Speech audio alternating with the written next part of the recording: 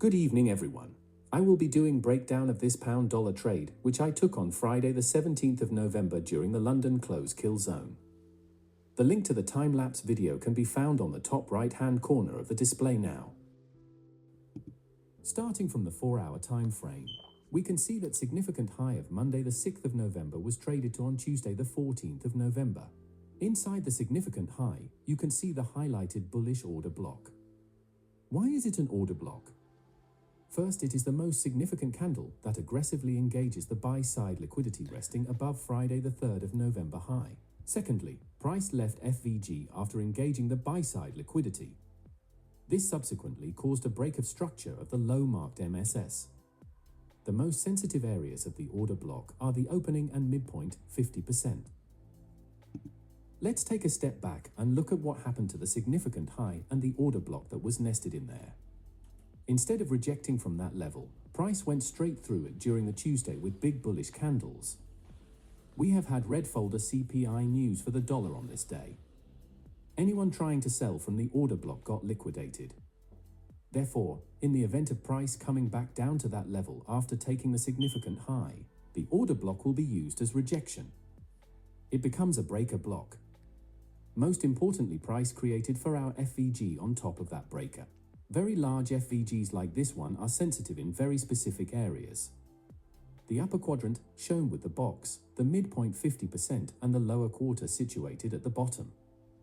In this specific circumstance, the upper quarter was favorable to wait for rejections because it has a breaker within it. You can see as price comes down to the upper quarter of the FVG, the candlesticks are not able to close beneath the 50% and the open of the breaker block. This signifies underlying strength in the market.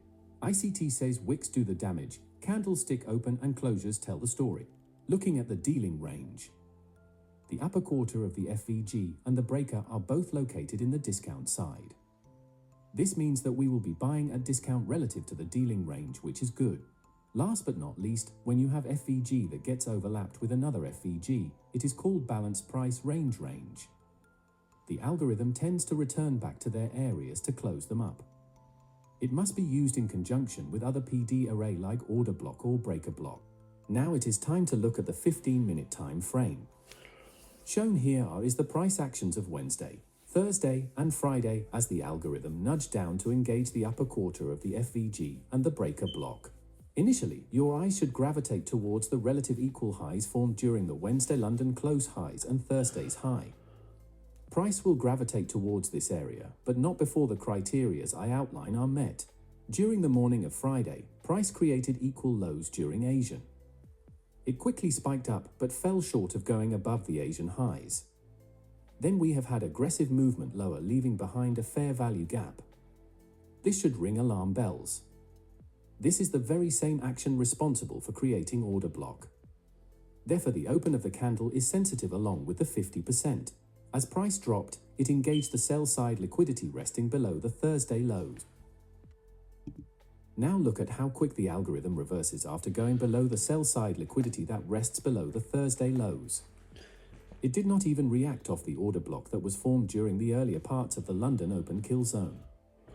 Instead, 15 minutes FVG got laid on top of the previous FVG that the order block created. The movement above the high of the order block is seen as structure shift or break of structure. Therefore, the algorithm leaves behind a balanced price range where the two FVGs converge. Now as you get the structure shift, you have a brand new dealing range. The midpoint of the breaker is slightly above the 50% of the dealing range. However, the balanced price range is in the discount side of the dealing range. This means that we have a discount PD array to play off. As price retraces down to the breaker block, it is not closing beneath 50%. This means that there is underlying strength. Also look at how the low of this wick stopped exactly at the midnight open price of Friday. There is no randomness. In the event of getting an entry near the 15-minute breaker, our eye should gravitate towards the equal highs of New York session and then at last Wednesday London close and Thursday high. The last segment of this video will be on the lower time frame entry criteria I used when price came down to the 15-minute breaker. Price is fractal. Whatever it did during the 4-hour will also translate into the 15 minutes and 5 minutes. Here is the entry time frame. You can see that price is building up bearish order flow until it comes to the 15-minute FVG and the breaker. If you want to, you can refine the 15 minutes FVG into a 3-minute. The initiation of the retracement back to the 15-minute breaker began at this structure break. Price subsequently reacted off the premium FVGS. This high creates the last 3-minute order block after aggressively moving above this high and then breaking structure lower, until the algorithm reaches the midnight open price.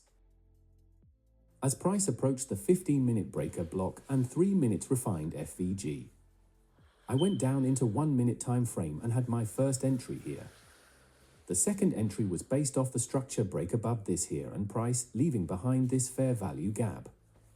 The third entry is the safest one because the algorithm creates a bullish dealing range from this sell side liquidity to this buy side.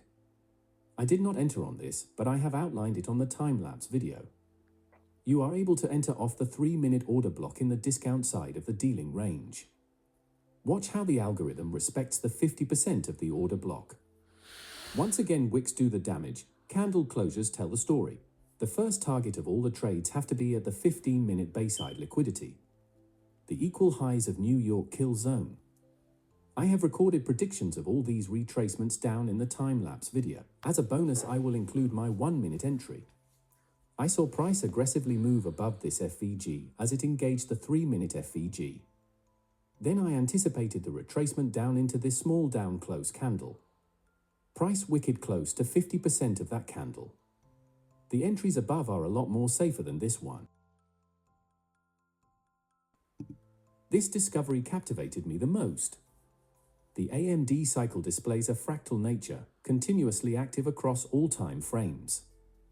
You may or may not have realized ICT logo is the embodiment of the AMD cycle. Concluding the video by acknowledging this phenomenon felt like the perfect way to wrap it up. I hope the video was valuable to you. Simply watching without jotting down notes won't be as effective. It's not Netflix and chill. Putting what you've learned into practice from here will significantly improve your analytical abilities.